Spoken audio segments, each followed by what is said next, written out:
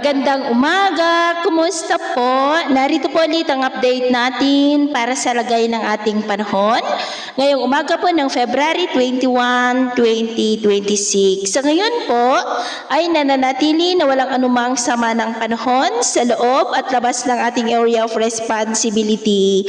Hanging amihan pa rin ang patuloy na umihip lalo na sa Luzon at Visayas at may shear line pa rin na patuloy na umiiral sa may Mindanao. At sa atin naman pong long range forecast, wala pa naman pong bagyo na nakikita na tatawid sa ating kalupaan hanggang sa susunod na 2 linggo, pero hindi pa rin inaalis ang posibilidad na maaari na may sama ng panahon na bigla ang mabuo sa silangan ng ating bansa sa susunod po na mga araw. At sa lagay ng ating panahon ngayong madaling araw ay maayos naman ang panahon sa malaking bahagi ng bansa, pero may chance pa rin ng mga isolated rains lalo na po sa may Eastern Samar, Southern Samar, ilang bahagi ng Leyte, Surigao del Norte, Holosulu at Tawi-Tawi.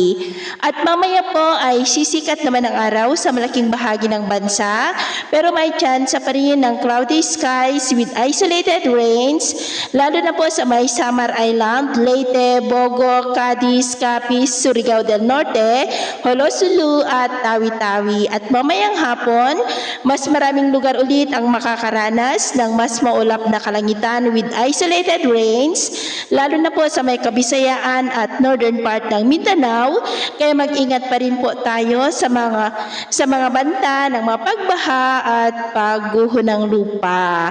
At sa atin naman pong mga baybayin, maalon po ngayon sa silangang baybayin ng Eastern Samar at Northern Samar Seaboard, maging sa silangang baybayin ng Catanduanes, na ang mga alon po ay posibleng aabot hanggang sa 1.5 to 2 meters height, kaya hanggat maari ay iwasan na po muna natin ang papalaot dyan sa mga may kulay pula para po mas makaiwas sa mga sakunang pangkaragatan. So ito po ang latest update natin sa araw na ito. At ako po muli si James na nagsasabing sa kahit anong pagsubok po na darating sa ating buhay, huwag na huwag po tayong mawawalan ng pag-asa. Thank you and God bless!